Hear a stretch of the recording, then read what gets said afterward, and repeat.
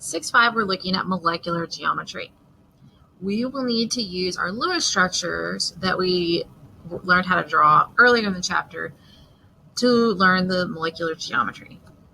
So first of all, when we're looking at molecular geometry, we're really looking at what's the actual shape that a molecule is going to be. There's a few examples here, but the properties of a molecule are going to depend on how things are bonded and how it actually looks, how the real shape of the molecule actually looks. So we're going to use what is called the VSEPR theory, and that stands for valence shell electrons, their pair repulsion.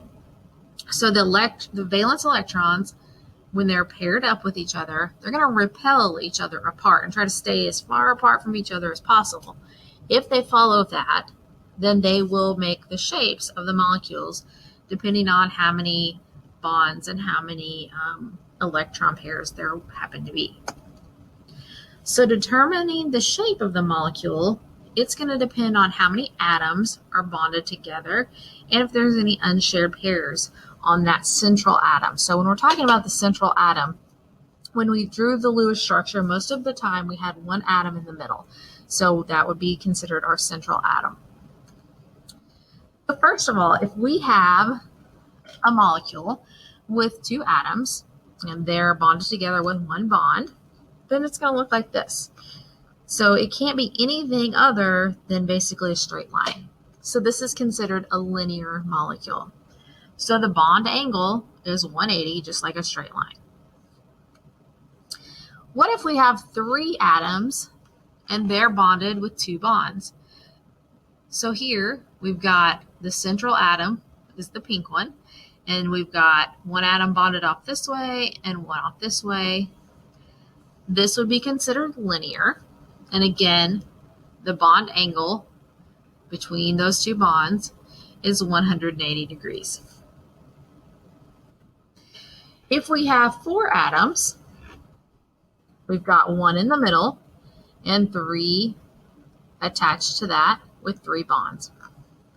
This is called trigonal planar, and it's like a triangle, but it's on one flat plane. The bond angles there are going to be 120 degrees. And because it's electron pair repulsion, those space themselves as far apart from each other as possible. So they're going to make kind of like a peace sign where you have 120 degrees between each of the angles.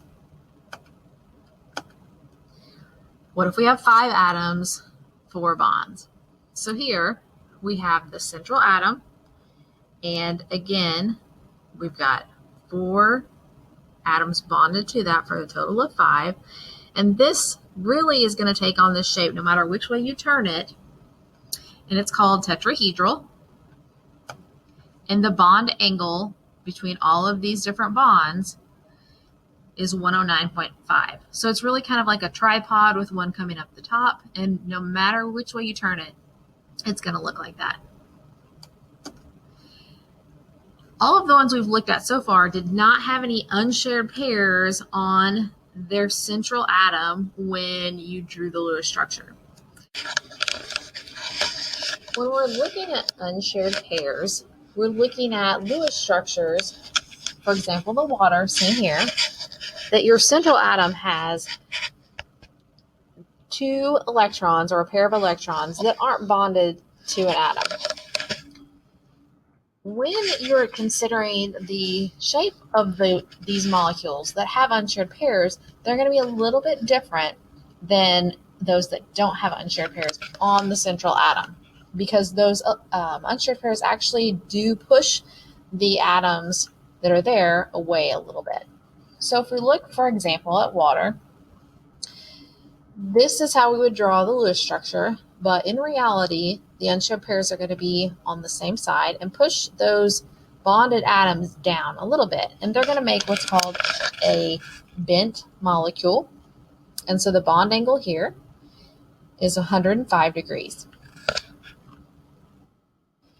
If we have a molecule with four atoms with an unshared pair, then this is going to be a trigonal pyramidal molecule. And you can see it kind of looks like a pyramid. And the bond angle there is 107 degrees. This is the chart that you're going to have, and I'll post this on Classroom as well.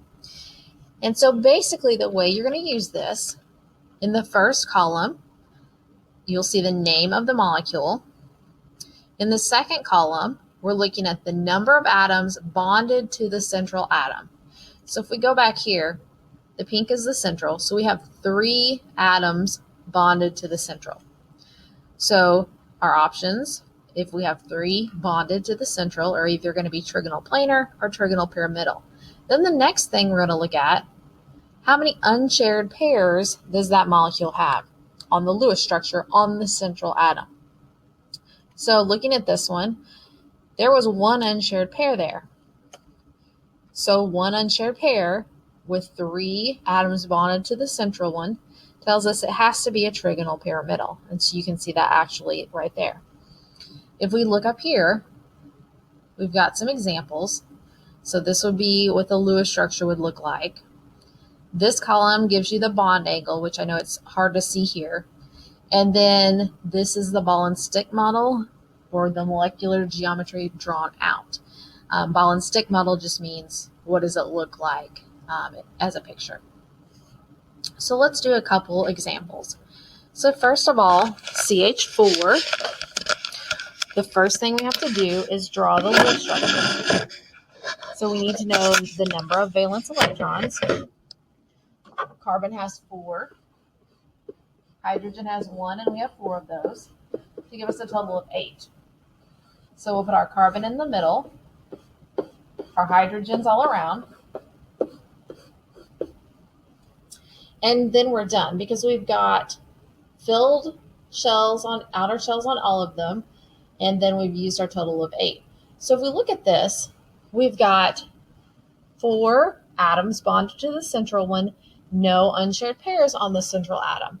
So that's going to take us back to our chart. I'm going to go ahead and erase that. But if we look back at our chart, 4 on the central tells us it has to be a tetrahedral. So that's just how we'll use this chart. We'll look at one more.